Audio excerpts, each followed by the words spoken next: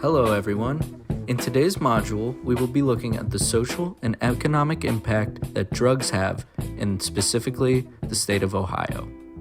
We will be looking at mainly marijuana and opioids, as well as how our prison system is affected by these drugs. In Ohio, the drug crime rate has increased by 58.5% between 2004 and 2014. Looking at Figure 1, we can see that marijuana was involved in more incidents than all other drugs combined. The rate of marijuana-related incidents increased by 72.5% from 2004 to 2014. In Figure 2, it's broken down by the percentage of incidents involving drug types by year. We still see that marijuana is far and away number one, but we can start to see the emergence of opiates in blue and the decreasing of cocaine in purple. Let's take a closer look at marijuana. Figure 3 represents people over the age of 18 in Ohio regarding whether they have consumed marijuana in the past week or year. Both have risen almost in tandem with each other and have increased since 2009. As of January 2019, dispensary sales averaged 248,000 in weekly sales. Also worth noting, the amount of consumers, so people who have tried marijuana at least once within a year, has increased from just over 1 million in 2014 to 1.23 million in 2016. Figure 4 breaks down the marijuana incident rate by county from 2004 to 2014.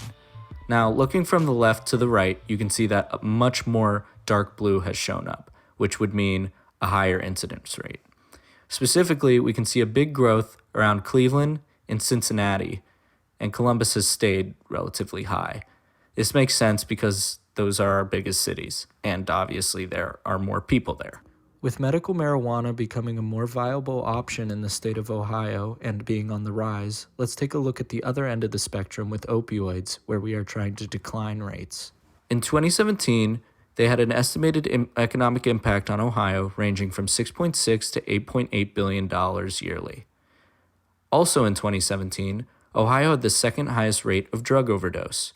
Ohio was at about 39.2 deaths per 100,000 persons, where the average national rate is 14.6 per 100,000. Additionally, Ohio providers prescribe more opioids compared to the average. Ohio providers wrote on average 63.5 opioid prescriptions for every 100 people, where the average national rate is 58.7 per 100.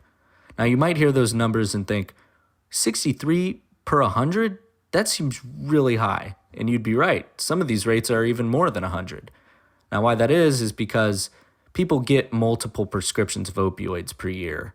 You get about 60, 30, 90 at a time, and usually you have to get more. So that would result in one person maybe having 3 or 4 or 5. Figure 5 shows us the opiate incident rate by county from 2004 to 2014. And similar to marijuana's, it's gone from nearly no blue to blue everywhere, especially around our big cities. Now, an interesting difference between the two is that in 2004, marijuana was kind of sparsed out. 2004 in opiates, we can see that there's a high number of counties in gray that there is no reported incident rate. Now, there are several reasons for this. There might be that there wasn't an accurate enough data collection method. There might not have been enough opiates in the specific counties to warrant a rate measure, or possibly people didn't see it as a big enough deal to actually record the rates. They didn't know that they would be taking results 10 years down the line because this wasn't a big deal to them. I mean, in the actual graph, the report, there was no reasoning behind it. It was just straight statistics. But there are several things that get you thinking of why they have such a high not reported incidence rate.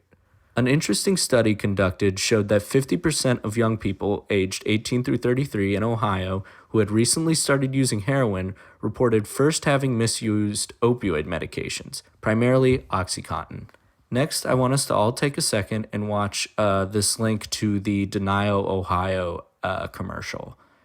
This commercial does a good job bringing to light people's preconceived idea of who or what an addict looks like, how people access drugs, and how there's a general idea among parents about how their kid would never.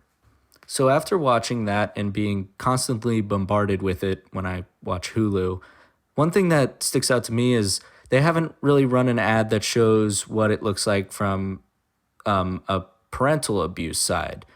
I more or less mean if your parent's abusing opioids, what that looks like to a kid. I think maybe that would be a good direction they could go if they wanted to continue doing this ad campaign. Next, let's take a closer look at the prison system in Ohio. In 2018, Ohio spent $1.82 billion on prisons.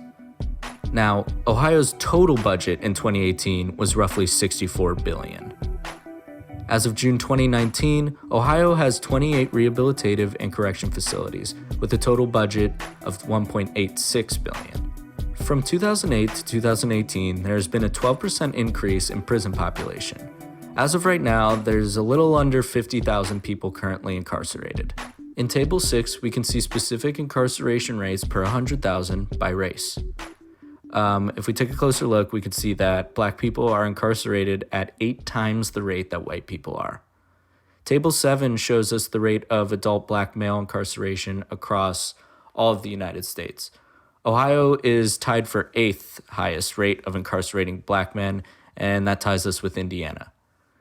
Figure 8 shows us the Black and white incarceration ratios among the United States. At least luckily, we can see that Ohio has a relatively lower Black-white incarceration ratio compared to the rest of the U.S., but there is still a long way to go before we lower into something acceptable. In Ohio, Black Ohioans are only about 13% of the population, but make up nearly 45% of those imprisoned. Before we break down incarcerated people by specific drug, let's take a look at general rates of drug crime arrests based on race and sex. Figure 8 shows the percentage of drug crime arrests. White females are increasing, Black males are decreasing, and white men are stable and higher than Black men. And that makes sense because there are just plain more white men. Now, if we take a look at Figure 9, which is the drug crime arrest rate, we can see that the Black percentage is way higher than white. Looking closer, we can see that the drug crime arrest rate does fluctuate between like 5 times to 7 times higher for Blacks than it is for whites. So to summarize, over time, the crime rate in Ohio has increased involving marijuana and opioids. Medical marijuana has proven to be a profitable industry in Ohio, reaching $250,000 in weekly dispensary sales statewide as of 2019. Opioid consumption and prescription rates continue to be extremely high in Ohio compared to other states in the U.S. As of 2017, Ohio is second in opioid overdose rate and 22nd in opioid prescription rate. Ohio prison systems are heavily populated as of 2018, with just under 50,000 incarcerated statewide.